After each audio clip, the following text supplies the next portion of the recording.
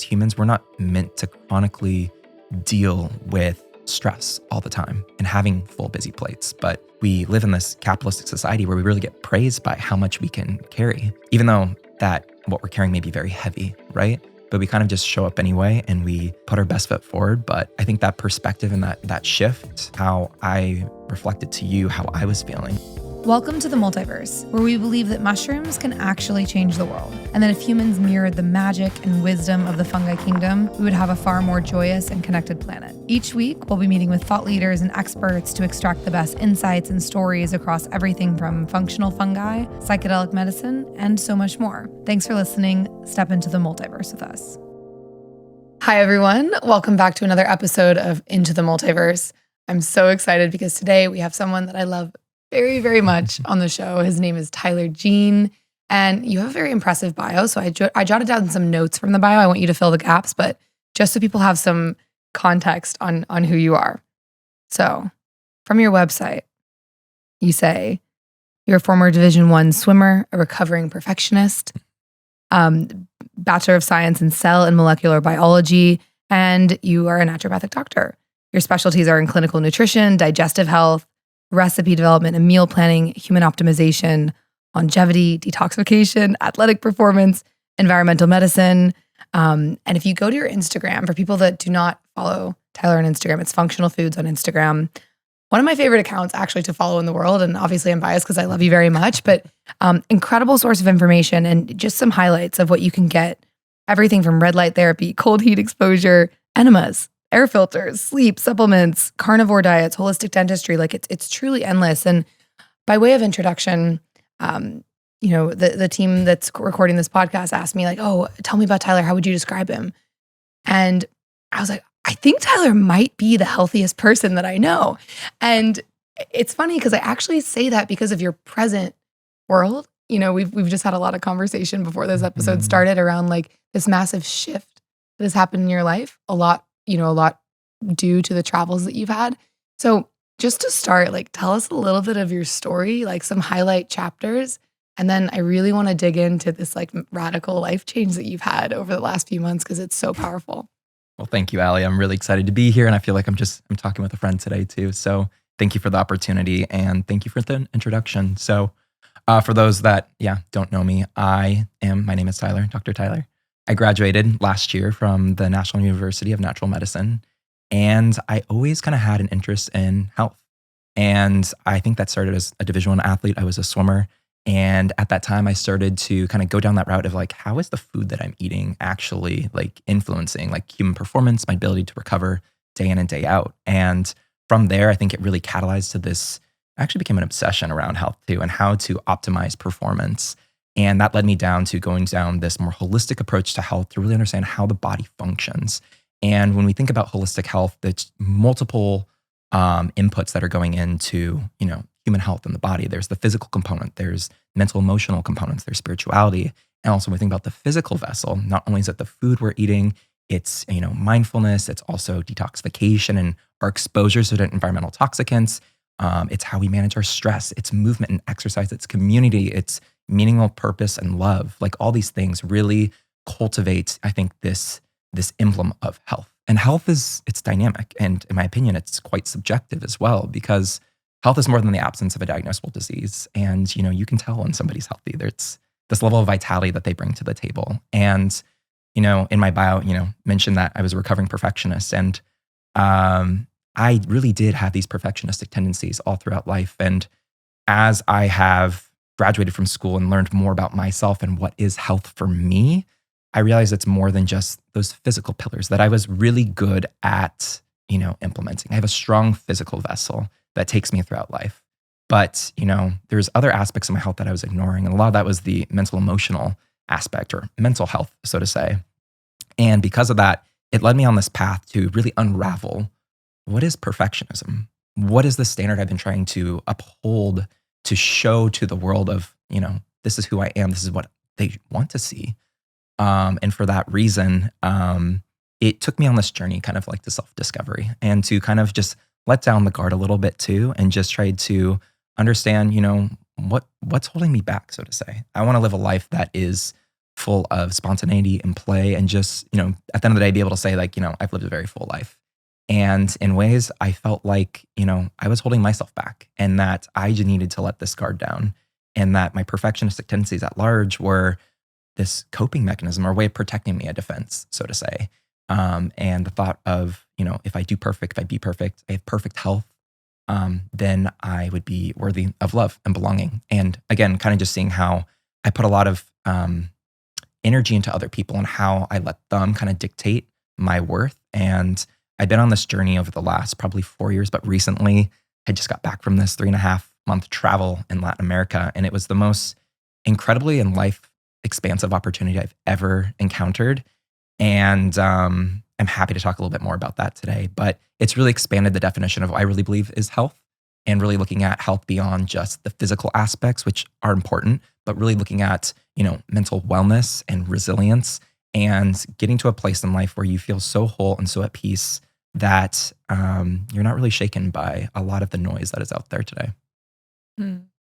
One of the things that you said to me, because we overlapped for for like 24 hours actually Right, in yeah. Nosara in Costa Rica like 2 months ago, and I was so excited to see you. You were glowing as you do, and I laugh at this about people, but like you literally glow. You glow from the inside out. You're very obviously fit and healthy, but you feel very vital to me, and you seemed especially vital when I saw you down in Costa Rica, like now as well. But I was like, oh my God, what are you doing? You're my go-to for everything. When I get, every time I travel, I get food poisoning. You're my first call. You're my first call for a lot of things.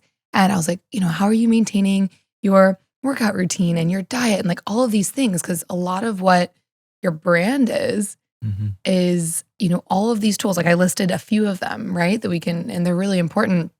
I was like, how does that make its way into your travel routine? And you just looked at me and like so sincere. You were like, I'm just living. I'm just so happy.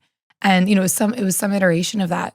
Can you just expand on that and like talk about what you mean and like the learnings of this massive, what it sounds like, simplification that this journey provided for you? Really, exactly.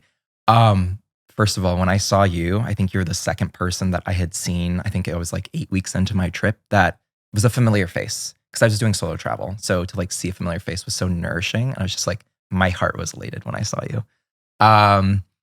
But something about that trip in particular was learning to unravel those tendencies to control. And I think a lot of times, like, perfectionism is a way of control. And it's, again, to try to avoid discomfort in certain aspects. It looks a little bit different for every person.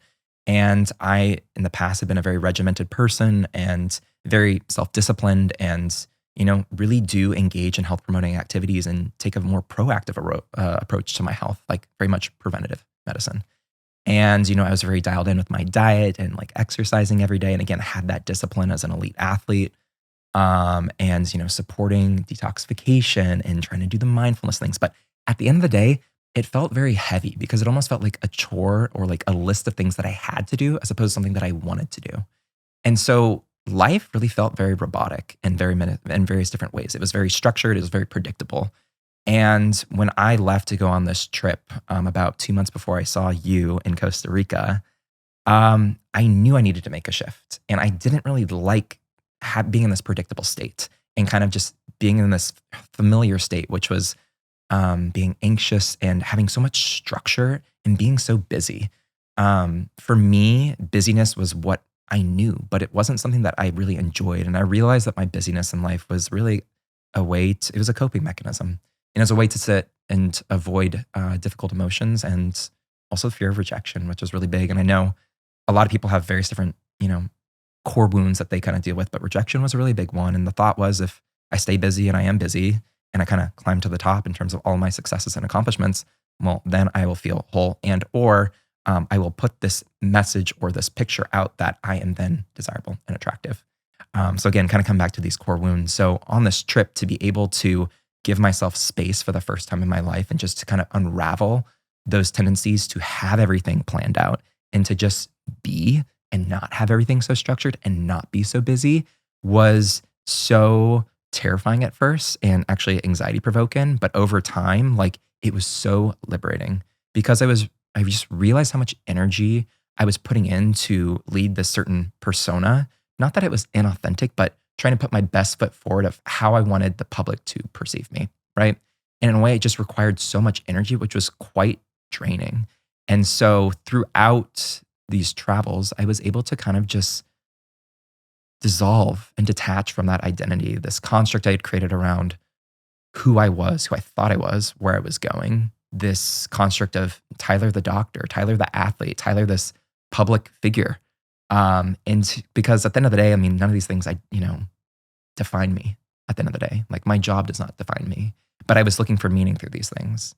And so, being able to unravel those identities. And when you saw me, I think what you saw is just like the kid inside that was just like spontaneous and like saw the world with like enchantment. And I was like having the most incredible time and really like stepping into the unknown every day. Like every day was a new day, but it was unpredictable. And in that way, it was like new opportunity for various different aspects. And I don't think I would have ever gotten that perspective if I didn't get off that hamster wheel of doing. And so I think that was what was so nourishing about that trip, is giving myself that permission to take a step back into stillness, into nothing, into just being, and kind of invoke that inner childlike state where the world is just full of enchantment and play and adventure and spontaneity, which was the absolute, antidote that I needed after school, where I was so burnt out, just like constantly doing, putting my best foot forward. And don't get me wrong, I'm incredibly grateful for where I am today. But,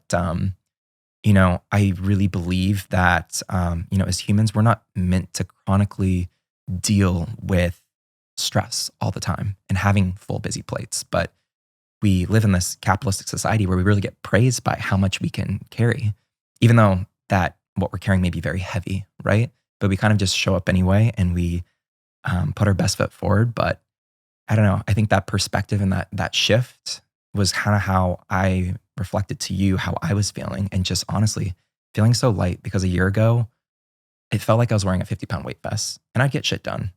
But it was really heavy. It was really hard. And so right now I just feel so light. I feel embodied, very centered, and just not in lack, and just whole. And when you're whole, there's no separation, there's no lack. And for that reason, like I've seen and observed how my energy has shifted, how I've been able to interact with other people too. And I don't know, in the last couple of months, I've just been kind of reflecting on that. Just like, I'm incredibly grateful, but like, this is life, this is living, this is how I want to show up. And yeah, I don't really want to go back to where it was. Mm.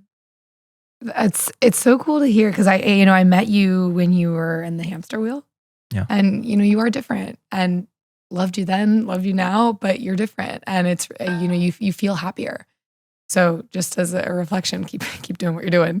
What I do think is interesting that I would love to talk about a little bit. I want to talk about, you are a source of knowledge for all things wellness for people, and I would love to hear about, now that you've gone through the hamster wheel, you've accumulated all of these skills, you've tried a lot of different things. 6 months ago when I was talking to you, you were just eating meat, just literally just meat for like 60 days or something ridiculous like that. You've experimented with a lot. You've gone through this, spiritual awakening, so to speak, travel, a lot of things have changed. Now, what does your stack look like of things that you implement into your life that feel like non-negotiables, things that you want to keep? What feels like nice to haves? I'd love to talk about that, and then we'll get into some mushroom stuff in a second as well. Absolutely. You bring up a good point. And one of the messages that I'm always sharing on my platform is that we're all biochemically unique. So what works for one person may not work for another person. And I actually advocate people to lean into curiosity, into discomfort. If something interests somebody, try it, because, I think we can kind of put our power into other people, and we look for other people to tell us what to do. And in regard, yes, we can look at authority figures, but at the end of the day, you know you best, right? So if something interests you, try it. So I've tried various different, dietary interventions. I've done various different forms of plant medicine. I've been a self-experimenter for the majority of my life, and just getting data points, because at the end of the day, there's going to be certain things that sit well and things that don't. And then I know from those experiences, and I learn from those experiences, what makes me feel best and what I want to do on my terms. And so, kind of along this journey and kind of like self-experimentation and stuff like that, I have found things that work. And diet is just one component of those things. And you're alluding to the carnivore diet that I did back in the fall, which was very eye-opening to me too. And from a knowledge base, knowledge is power. and I'm really passionate about educating. And so that's kind of how I show up in terms of social media. But with that too, with the caveat that, we're all unique and therefore, we all respond a little bit different. What was your Okay. original question? No, that was great. Okay. So, with this bio-individuality, like knowing that whatever you say, yes, that it will not work for every person, but like, what are some, if you had to pick like 3 to 5 like core pillars of things that you do feel like are the most general that people are either missing, like low-hanging fruit, like what are these 5 things that, and they can translate into your travels, things that you make sure you do every single day Love that. that keep you the most optimally healthy? Yeah, I think we can overcomplicate it. So I'm going to give you very simple things. Movement, I think, is super, super important, and kind of beyond just exercise, because I think exercise can get this connotation like it needs to be HIIT classes and boot camp classes, and you need to like overwork yourself and overexert yourself. And not everybody is there. So I think like meeting yourself with compassion, and if maybe you don't have a workout routine, like just walking has so many different benefits, from lowering perceived stress and cortisol to improving blood sugar to maintaining a healthy weight. Amongst other things as well. So just trying to prioritize movement every day. And there's this whole movement now where people are trying to do 2 minutes of walking every hour, which is, it's recommended about 30 minutes of walking per day. And it's just breaking up throughout the day where you're doing 2 minutes basically 2 minutes every hour for like 15 hours is kind of the idea of waking hours. Is this like a new group that's formed, or like what? It's a thing that I've been seeing on social media, but the whole Okay. idea comes from, there is research coming out of the University of Austin, Texas, looking at those that are maybe like, they get up, they do their, boxing class or their yoga class in the morning, they get their workout done for the day. And then you just But then they're sit all day. sitting all day for 7 or 8 hours. You actually blunt and negate a lot of those benefits you get from exercise. So how can you move your body more frequently? And that could be like, going on a walk every hour or 2 hours, or doing some like air squats or some push-ups, or doing some dancing and going and walking to the bathroom, whatever it is, like get creative, right? But movement is key, and we are meant to move as human species. And there's so many health benefits to movement beyond, hitting a caloric deficit and losing weight. Exercise actually changes how our genes are expressed, and turns on all of these different genes and creates all these different proteins that actually help with longevity and also to prevent the development of different chronic disease. It increases anti-inflammatory cytokines in the body. It creates these things called myokines, which are anti-tumor and anti-cancer proteins. There's so many benefits to exercise. So if anyone is listening to this, like, see how you can move your body, and, start with maybe more the gradual, like, 1 to 2 times a week that you're maybe doing some, weight resistant exercise, but also trying to get walking in or movement wherever you're at. So that's the first one. The second one is trying to reconnect with nature and kind of our circadian rhythm and these biological rhythms that we are meant to live by, to be honest. So that is, upon waking, getting full spectrum light exposure. Even if the sun isn't out and it's overcast, it's still going to be brighter light than indoor artificial light. And this helps to send signals to the brain of what time of day it is, which optimizes our energy, our hormones, our metabolism, and even helps improve our sleep. And so just getting about 15 to 20 minutes first thing in the morning can be huge for setting us up for a day for like optimal physiological performance. And then getting spurts of bright light throughout the day is going to also help to entrain that circadian rhythm, so that we are more functionally optimal. If you can get out in nature and green spaces, that's going to help perceive stress, and also help, again, movement, right? You're getting outside. It kind of falls into that aspect of exercise and movement. So light exposure, get back to nature, movement. I would say those are the big ones. When it comes to food, I love food, but it can get so dogmatic and so confusing in terms of, what do I eat? Because everything seems to be demonized, right? Whether it's kale or fruit or meat or butter or eggs, like there's something wrong with everything, and nothing seems to be safe, to a point where people are like, what do I even eat? And just like throw in the towel, right? So my first place of advice for every person is, how can you incorporate more whole, unadulterated, real food, less refined processed packaged food, and think about trying to eat the color. So you're eating a diversity of different plant polyphenols. These are these antioxidants and plant phytonutrients that have biologically active constituents. And when we ingest these plant compounds, they can actually regulate and change our biochemistry, which changes our physiology. And a lot of that is on the genetic level, on the molecular level, in terms of how these plant compounds change our gene activation and inactivation. We call that nutrigenomics, which is a branch of epigenetics, which I think is so fascinating that we can intake external substances and it changes our physiology. Like we're taking the external world and we're putting it into our body and it changes us. And I think that's so cool. So that's where I start with people, just really focus on more whole foods, a lot less refined processed packaged foods, eating in season, eating the color, movement and exercise, sunshine, nature, and trying to get bright light first thing in the morning. Amazing. And a lot of it's get back to human, which is what you did. Absolutely. And on the theme of ingesting external substances that change our internal, our internal state, I want to talk about mushrooms. Let's do it. The podcast it's about all things health and wellness, but mostly focused on mushrooms and psychedelics. And this is both functional mushrooms, psilocybin, and then the whole other kind of gambit of psychedelics that are out there. And I would love to hear about your personal story with how fungi, both functional and psychedelics, like how do those show up in your world? When did you first become aware of mushrooms, both functional and psychedelic? And maybe then we'll, kind of start talking about functional and then we'll veer into psychedelic world as well. Yeah. So my first encounter with psychedelic mushrooms, I was actually psychedelic mushrooms before functional mushrooms. And this was in 2017. And you didn't take functional mushrooms at all before you, or like you didn't hear about reishi before you just went for psilocybin. Correct. Interesting. And it was in the context of, it was in the middle of a transition. And I thought, what a beautiful time to experience something different. And how long ago was this? This was in 2017. And I was moving from Santa Barbara to Portland, where I was for the last 4 years. And I just did it with a group of friends on the beach. And I just remember being very open to it, very innocent, naive. I was like, this sounds, pretty cool. And I just remember seeing the world through like Instagram filters. Like everything was sharpened. It was more, there was more structure. There was more vibrance to everything. And I just remember feeling very at peace in my body. And at the time I was like, oh, this is pretty cool. And I think the next time that I encountered it was actually at a music festival, which was a very different environment, and had a panic attack and ended up passing out and woke up and had security helping me up. So I would say that is my only bad experience, so to say. Not that there's necessarily good and bad, but a time where things felt out of control and that caused me to panic. Yeah.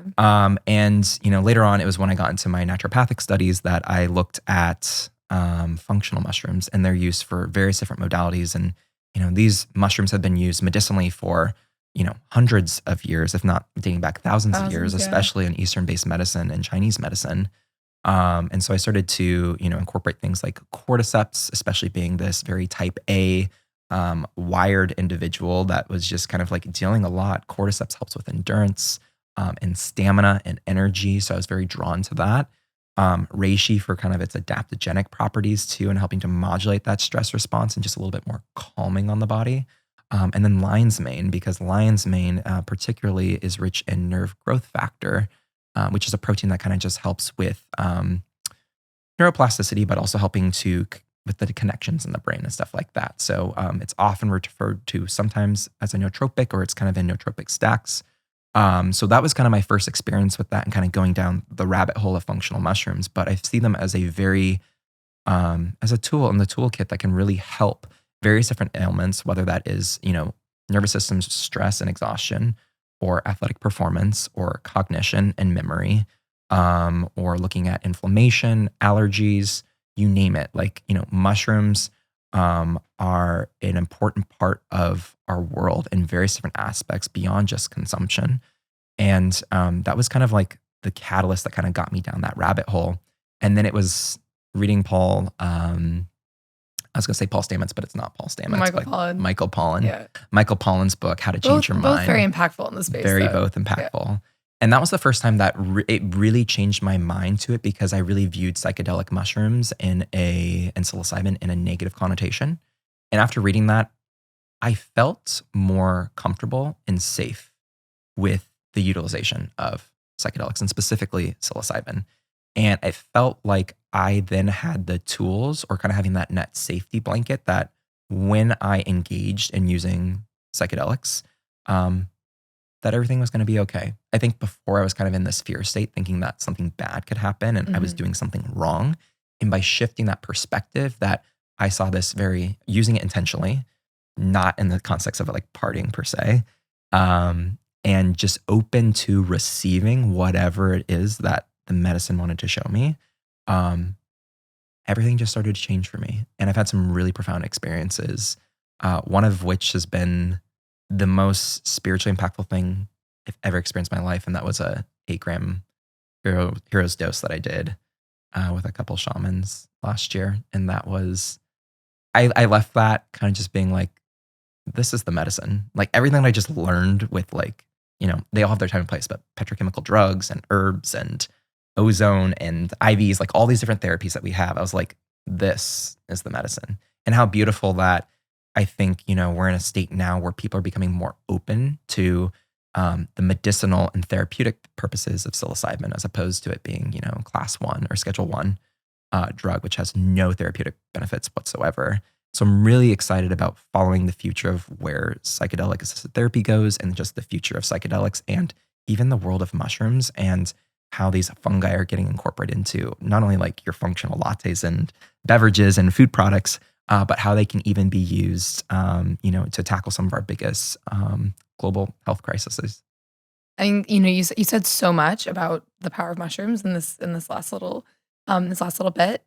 I think just to start, like there's a million different directions we could go with this, but I'm actually really glad that you started by sharing your negative experience with psilocybin, because I'm reading this book right now for context on what I want to talk about. I'm reading this book. It's called Drug Use for Grown-Ups. It's by Carl Hart, and he's an incredible researcher. I think he's been researching psychedelics for 25 years. He wrote this book, and the summary of the book that is that drugs, when used by adults, full functioning, citizens in society that meet all of their citizen duties, can massively enhance your life. And he dives into like all of the missteps of drug education and how when they're used in the wrong settings, my friend said this best, like the problem with drugs is the fact that they're illegal and not educated. And the education around them is so poor. And, at that festival, had you had like a drug education tent where they had said like, hey, like don't take this many mushrooms in this type of setting, especially if you're, like a second time user or a first time user of this substance, and you would have like had education on set and setting, then maybe you would have had a different experience. It's not the actual mushrooms themselves often, or, the other drugs or psychedelics or medicines themselves. It's actually like all of the other context and situation in which they're introduced to. Just how like, you said this to me once, and I don't know why it was really impactful, but like I was talking about how I was allergic to like eggs at one point, and you were like, you're not allergic to eggs. It's the terrain of your body that you're introducing the egg to, or whatever it was, that caused that reaction. And, in a similar way, like set and setting is everything. If you take substances in the right setting, it can be massively impactful. And like you said, the most spiritually transformative thing that you ever do.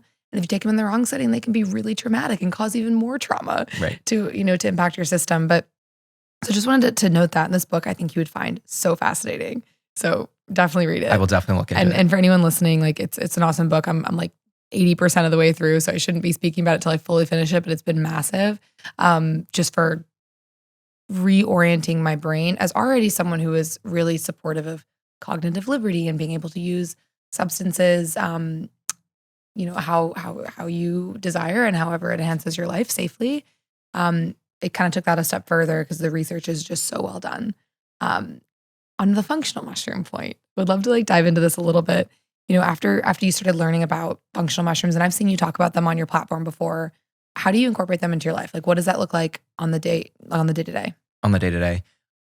For a while, it was incorporating them into smoothies and lattes in the morning. It was just the easiest thing. Through like powders. Powders was easiest.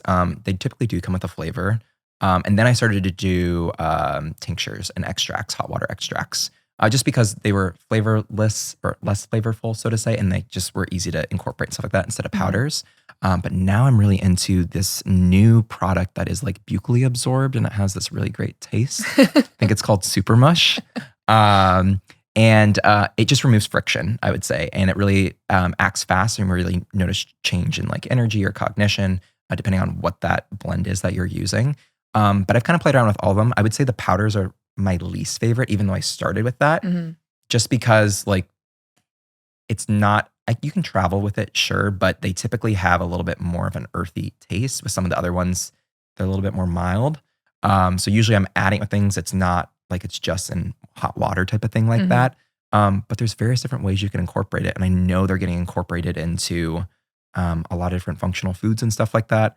For traveling, I was making like just chocolate bark type of thing like that with just like some seeds and granola and like doing dark chocolate with coconut oil and maple. And I would put in some like lion's mane or some chaga or something like that. So like sometimes baking is definitely a part of it too, or not even baking. It was kind of like a freeze set. You don't want to necessarily heat it at high heat, but yeah, various different ways. And it's kind of changed. And it's come more to, and what I prefer is convenience, to be honest. So whatever is the most convenient way of ingesting those. Yeah, and thanks for the super much shout out. We obviously love it. We just, I was just sharing with our team. We got this amazing review from this woman who has had sleep issues for years, and she's been, at like 8% or something deep sleep for years and years. And she just left me a voice note and was like, "Hey, I've been using the Super Mesh Chill for a week," and she's like, "It's the first time in years that my deep sleep it jumped from 8% to over 25%." That's incredible. Yeah. And so she's, she lives in Spain. We don't yet ship to Spain. We're like working on that right now. But, it works fast. You feel it immediately and it tastes good. And I was the same. I started my journey with powders and, we wanted to create something that tasted good and was still super effective under the same belief that you have that humans should be consuming mushrooms every day. They're a vital part of our diet. Yeah. So it's really cool to hear. On the psilocybin front, or, other psychedelics for that matter, like what does that look like in your, I know you're kind of about to go on this kind of deeper exploration of psychedelics. You've dabbled, you haven't done, an insane amount of ceremonial settings, but I think you're like super interested in that from what I understand.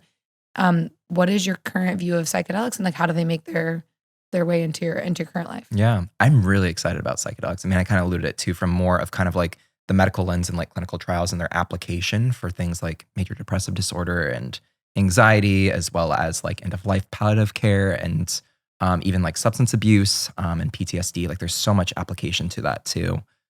So kind of closely following that for sure. But for me personally, they've been an integral part of my healing journey. And I really see them as tools or kind of like, the training wheels as you're kind of getting up and learning to ride a bike, right? They can provide, altered states of consciousness, but they provide, much more awareness around that as well. And, I've dabbled with a lot of your classical ones, whether that is like mescaline or LSD or psilocybin. But, they all offer something different in terms of their therapeutic construct. And I think, one of the things, and you talked about this earlier too, is like having more education around that too, or having some type of guide when going through some of these things. So, if you were having a bad experience, like things don't feel so out of control and overwhelming or scary. And I think that's kind of the stigma that we're fighting too with psychedelics as well is with that stigma, I feel like it has to be hush hush and a lot of people are quiet about it. And I think it restricts access to information and education that would otherwise make people feel more comfortable.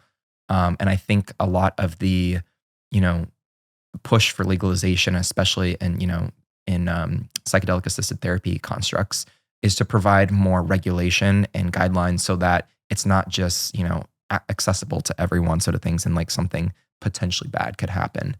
Granted, I don't think everyone, it's right for everyone. And there's certain people with certain medical contraindications or, active psychosis or history of schizophrenia that should not engage in those and or be under the guidance of a medical provider. But I think for the first time in the last, I would say, 5 years or so, like, there's a lot of attraction, a lot of attention to psychedelics. And I think a lot of it is around the aspect of healing and healing not only the physical body, but more of the mental, emotional body and the spirituality aspect, which we know plays a part of this holistic total body health because our emotions are, they're energy in motion and we are energetic beings, and suppressed energy in the body can turn into physical manifestations of ill health and pathology. And so for me, psychedelics were, an instrumental role in kind of recognizing some of the patterns and the energy that I had suppressed and needed to work through.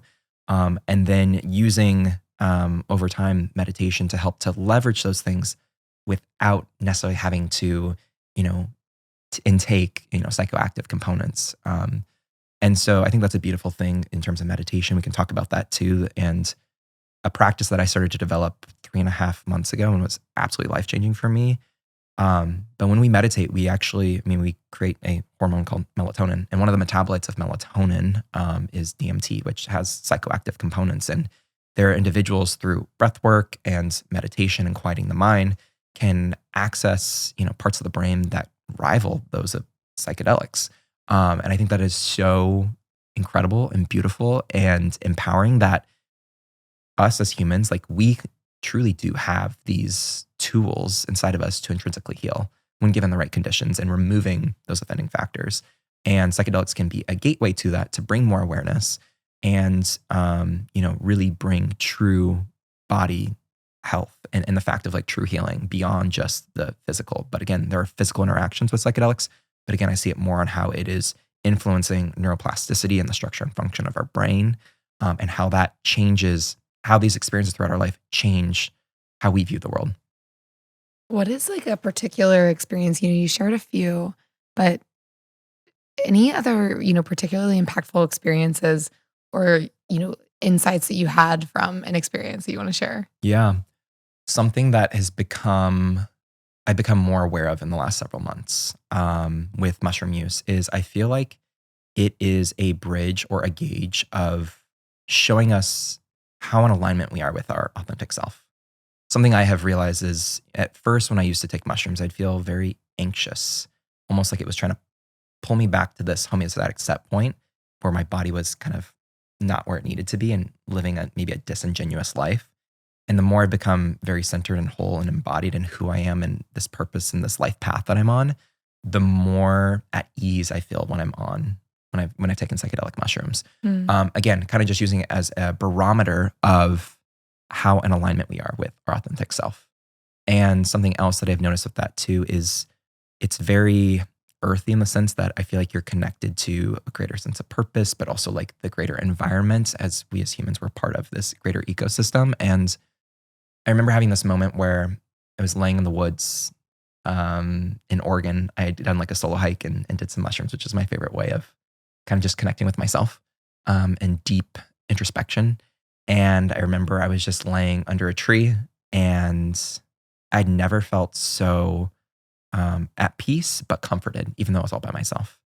And I felt like I was getting wrapped in Mother Nature's arms.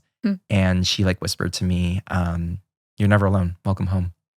And that's something that I will always remember. And I think as we get older and, people come in and out of our life, like there's this eternal constant that is Mother Nature that will always be there for us. And so that was something that was just very comforting to me, knowing that, yeah, you're not alone and that there's kind of that guidance there and that internal wisdom if you open yourself up to receive those messages. Is there anything that you don't share on your Instagram? That's a bit of sounds like a bit of a pivot, but the reason why I'm asking is, you know, even through this conversation, I've learned so much more about your perspective on psychedelics. Is it something that you are wanting to share more about on your platform? I mean, you share, you know, the results of your coffee enemas, the really deep, close to the heart things that are super personal. And like, you know, even before we sat down to this conversation, you're like, I'm an open book. Is this something, you know, because like you said, the reason why you got attracted to the space is because Michael Pollan's super reputable, an avatar you probably resonate with and someone you probably look up. I like majorly look up to him in the space. When I read that book, it was massive. People look up to you for, I mean, I told you, you're my first call. And I mean, we know a lot of people in the health and wellness space. I think it would be really impactful for you to do so. Is it something that you were like looking to share more about? I am open to that. To answer your question, I feel like I'm still in a integration phase, so to say, where I'm still assimilating all this information that I've experienced through the last 4 years, 5 years of, you know, the use of psychedelics and being on my own inner healing journey. And I think sometimes we get paralyzed thinking like, oh, I need to be like completely healed and on the other side before sharing something because I don't want to speak too soon type of thing. Right. Also, everyone's journey looks different. And I think sometimes it's, you know, you don't want to like project and be like, oh, this is exactly what I did. And here's the recipe for healing XYZ because everyone's journey looks different, right? And we've all had different, you know, situations and experiences that have influenced us to who we are today. And while I think there's very similar commonalities and like core wounds and things that people are working through, whether it's insecurities or imposter syndrome or shame or guilt or, all these type of things. I think that kind of holds me back a little bit, and or I feel like I've created a community that, loves to ask questions, which I love, right? Staying very open-minded. And Mm-hmm. I just think as I'm going through this journey and this process myself, it is already a lot to deal with, and just not feeling like I have the space to cater to all these individuals that may have questions. Mm-hmm. I think that's where I'm at specifically on social media, where I give little glimpses of what I'm going through, Yeah. but I haven't shared fully in detail because, again, of where I'm at, and also just not necessarily having the space yet. But I'm excited for it, and I want to talk more about it. And I feel like there's a lot of different experiences that are going to happen in the next coming months too, that are going to Mm-hmm. shift my perspective, and I think ultimately come to a place where I feel more open to sharing these things. I think another caveat too is, people are interested, maybe they're getting certain knowledge, and it's like, okay, where can I access this? Where can I get this? How do I do this? And it's like, that's where it's like, Right. Well, I it's don't, still Schedule 1, fully illegal. yes. Yeah. So I think that's the hesitation with it. Mm-hmm. Yeah. Yeah. No, and it's exciting because like as the legalization kind of catches up, both from like the consumer product side, which is a little bit longer, of a Right. roadmap, but in Oregon in 2023, if you are a Yes, citizen of Oregon. Oregon, you'll be able to go and access psychedelic assisted therapy for psilocybin, Right. which is amazing. So there's a lot. I think that all these roads will kind of come together in a really beautiful way. Absolutely. Yeah. A few last questions for you, and um, this one may feel a little repetitive, but I'd like to a summary version of it. But what is the impact that you hope that your work has on the world? Over whether it's the next 5 years, the next 10 years, like with everything that you're doing now, all of your learnings, like what is the impact that you really hope to have? Yeah. I really hope that the message of health that I embody and that I share, and the information I share, really inspires people to want to take after their health. We have one vessel, one being, and life is short. But yeah, I want people to realize how powerful and healthy and vibrant and energetic they can really be, and seeing their full potential. I really kind of see it like that. I love that. And you feel like someone to me, like I have a few other friends that like they feel like they wake up every day and they feel really, really good. And that it translates into everything else in your life. Really does. It starts there. What is next for you? What are you the most excited about? Functional foods, you're doing in-person stuff, like over the next 6 months, anything you want to share about things that you're creating that people should be paying attention to?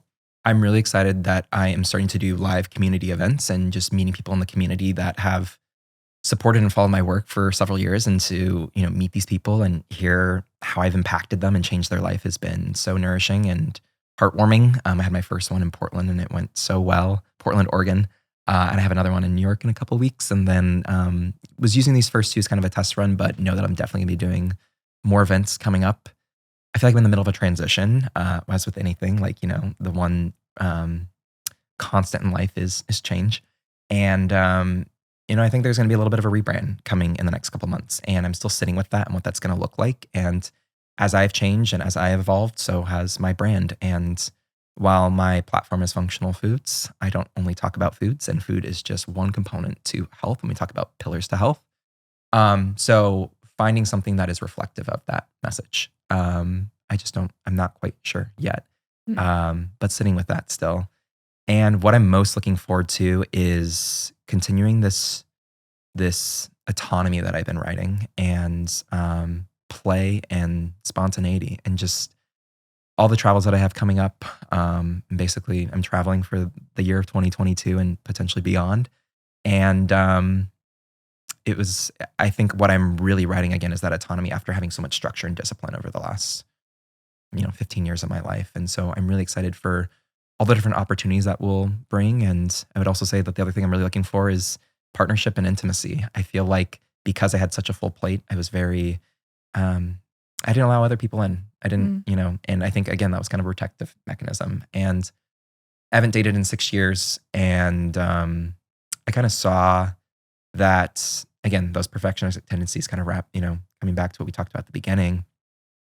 It was trying to put that best forward to avoid discomfort and heartbreak. And that has even been just observing other relationship dynamics, reading a lot of self-help books. And I see kind of like the student and the analytical mind in me kind of like, well, if I, study other relationships, if I read all these books, then I will be well studied enough that I will avoid discomfort. And I know that's not the case, and it's just kind of my way of protecting myself. So what I'm excited actually about, and it kind of wraps in with all this too, is just embracing the messiness of life. And because heartbreak is inevitable and it's just a part of life. But love, I think, is the thing that I've definitely been seeking this whole time, and it's just been waiting for me. And I just had to get out of my own way so that I could see that. Well, if you hear this podcast and you think Tyler may be your person, please just DM Functional Foods, DM me. I'll make the intro for you. No, but in all seriousness, it's really beautiful. And I think that the more that you speak about it, I have a friend, which I think is brilliant that she did this. She was like, hey, if you meet any amazing guys, send them my way. This is what I'm looking. She had like, kind of a general what she's looking for. And she kind of says that in all conversations that she goes into, which is actually pretty genius because now top of mind, like as we all go about our lives, we meet all these people, you start to call it in the more that you're like clear about it and you can verbalize it, as with anything, but especially in relationships. So I'm really excited. I can't wait to, be a part of your journey and continue to see you thrive and evolve. Like it's just been this rapid, crazy change. And it's just the beginning. So many things. Thank you. Last question. Where can people find you online and otherwise? Yeah. So I spend probably most time on Instagram at functional.foods. I think the handle will be the same in the next month or so. I don't know when this is going to broadcast, but otherwise they can find me on my website, tylerjean.com. I have a bunch of resources there. I have various different books and products that I offer. And then I also do a functional and holistic nutrition course. It's 10 weeks. And I walk these cohorts through it every quarter. So it's 3 times a year. And educating and teaching is my passion. I see myself more as a coach, even though by credentialing I'm a doctor. But that's where I feel most aligned is teaching others and interacting with those people in that regard. So yeah, Instagram and tylerjean.com, best place to find me. Amazing. Well, thank you so much for coming on. Everyone do yourself a favor, go follow Tyler. He's an extremely close friend of mine, but still my favorite Instagram account to follow. It's so full of good stuff. I learn something every time I look at your Instagram. It's very inspiring for me for the type of content that I want to put on my Instagram. Like, hope this is even close to as impactful. So thank you for everything you're doing. Thank you for all the work. Thank you. Both in your studies in school and all of your personal, like, spiritual evolution. It's really powerful to hear about. Thank you. I appreciate it. Thanks for coming on. Thanks. Thanks for diving into the multiverse with us. If you're interested in being a future guest on the show, sponsorship, partnership, or you're just mushroom curious, we're always looking to expand our mycelium network. Be sure to follow us on Instagram at Into the Multiverse, where you can find clips from this podcast, psychedelic legalization news, events that we're doing, and so much more. In addition, we've also created the world's first ever mushroom-specific marketplace called The Multiverse, which you can find on Instagram at Multiverse or online at yourmultiverse.com. We've also created our own in-house consumer lifestyle brand called Supermush. We make mushroom mouth sprays. We make a whole line of mushroom streetwear. You can find it on Instagram at Supermush or online at supermush.com. We'll see you next week. Much love.